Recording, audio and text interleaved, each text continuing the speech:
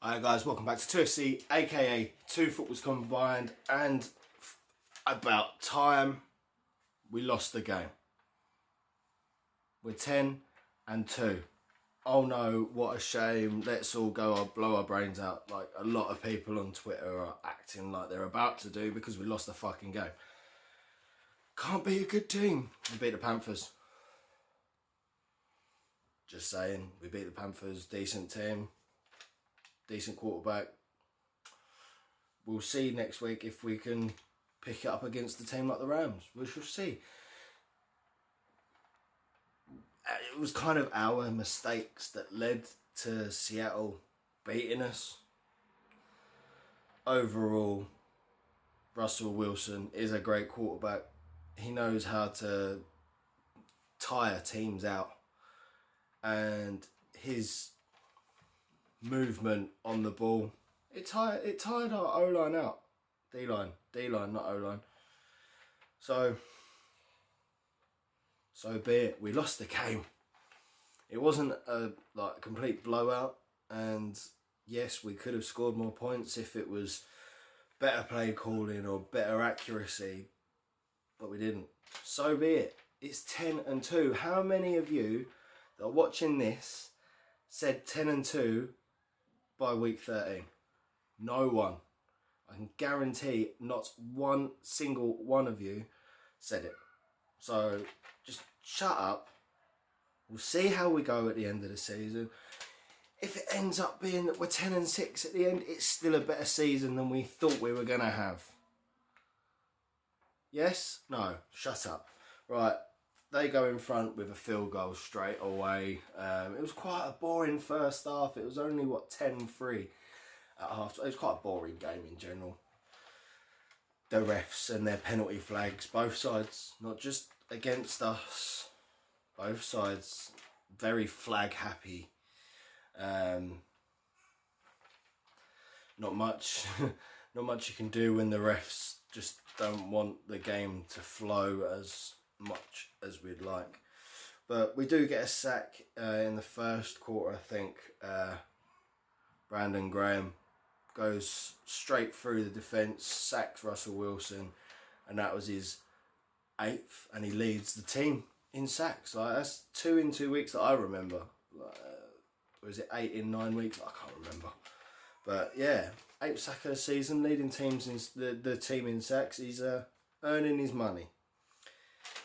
And then with 16 seconds to go, or 15 seconds to go in the first quarter, we concede the first touchdown in a first quarter all season.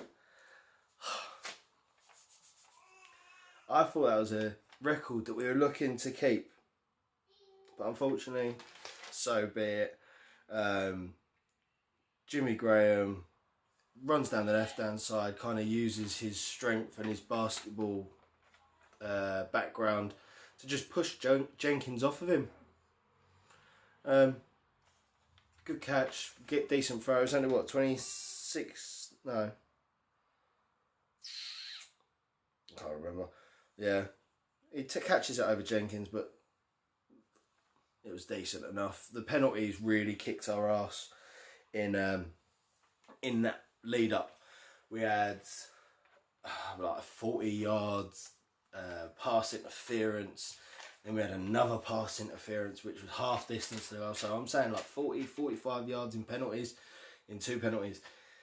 So if we didn't do those stupid penalties, I think they were on 3rd and 6 or 3rd and 7 before the 40-yard pass interference call. So typical is typical. And then Elliott with a 26-yard field goal makes it 10-3 Seahawks. Wentz goes, he goes to carry the ball, goes for a touchdown. He gets about 2 yards, 3 yards away from the line and starts diving, and he's stripped. As he's going down, he's just stripped out of his hand. It keeps rolling back, and I don't know who it was. Someone was in the end zone, and instead of trying to jump on the ball for the touchdown, they were blocking Seattle defenders off, and it made no sense. And if you can hear moaning, kids are in the bath, I apologise. 17-3. Let's just start from when I assumed we'd gone 17-3 down. Wilson on 3rd and 10 launches a 46-yard ball up in the air to Doug Baldwin, and we thought it was 16-3 before, obviously, the PAT. We thought it was 16-3 there, but it looked like his foot was brought out. Who was defending? Why did I write that down? I thought it was a really good defence. Oh well. Took him out, and his foot just on the outside, so obviously it wasn't a touchdown. But for some reason, his foot went out about the 3-4 yard line, but the ball was placed at the 1 yard line. So yeah, brilliant. It took him 3 attempts to get into the end zone to get the touchdown in the end. Just floats the ball. Wilson floats the ball to Tyler Lockett. 17-3. Obviously the PAT is good. 10-17. Just after that, 3rd and 14. Wentz loops a ball over to the left, and the man I'd been saying all game just launched downfield. He's got glue on his gloves today. He doesn't seem like he's going to miss anything. He throws it to Aguilar. He catches it, runs the last 5-10 yards. 27-yard throw and catch. Can't complain with that. But it was the 3rd and 14 that I like to think was the good part. Not long before it, Wentz should have been sacked. Don't know how. Like, literally, he's definitely got God on his side some way.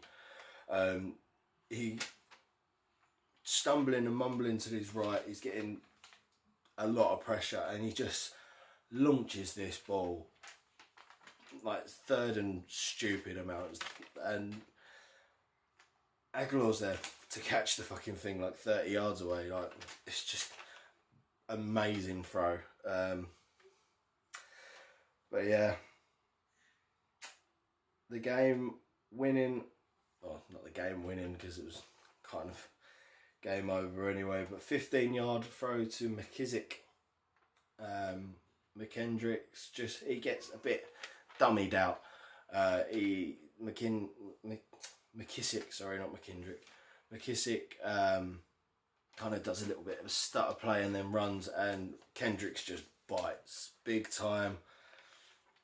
Lovely little stop and start run by McKissick, so can't complain too much about it. And Derek Barnett gets half sacked with Brandon Graham about fucking time, because at this point it was like 3 quarters in, 4 quarters in, and it was been a long time since we sacked him last, and he's been given the D-line a fucking run around. So it's about time we got his ass down. Graham and Barnett both took him down. So yeah, it was nice. It was nice to see that even though we're down, we're still fighting. And then Wentz. First interception in 3 games. 3 games and 3 quarters, to be precise. Or it was the 4th quarter this happened. But right at the end, he just goes for a fuck it, let's hope to get these 7. And one fucking person we don't want it to go to is an ex-Eagle of Byron fucking Maxwell. And yeah, game over. Wentz gets intercepted for the first time in almost 4 games. So, oh well. Bring on the Rams next Sunday. I told you in the last lot of videos, I had a feeling that Seattle could win. It was a little bit the margin was a little bit bigger than I assumed. I thought it might have been like 7 points, maybe 12. It was 14 in the end, so not far off what I said, but either way. Oh well. It's 10-2. Like, be happy. Be happy. If we go 10-3, then yeah, start fucking hanging yourselves. We don't really need that kind of fan base. Don't need the bandwagons. Like, let them fuck off. If you've got someone on your timeline, Twitter, Facebook, Instagram, that are fucking, just fuck off. You're obviously not a real Eagles fan. Just do one. And this is coming from an English guy that's never been to Philadelphia. I'm a realist. Watch my football soccer for you lot. Watch my football stuff from last year. Sunderland versus CPFC. That one you would want to see. I'm a realist at the end of the day. Football, NFL, soccer, whatever you want to call these sports. I watch them religiously. I know what I'm talking about most of the time. But don't give me shit for saying one thing when you've got a different opinion. Everyone's got their own fucking opinion. But all in all, we all want to say, fly, Eagles, fly. Peace.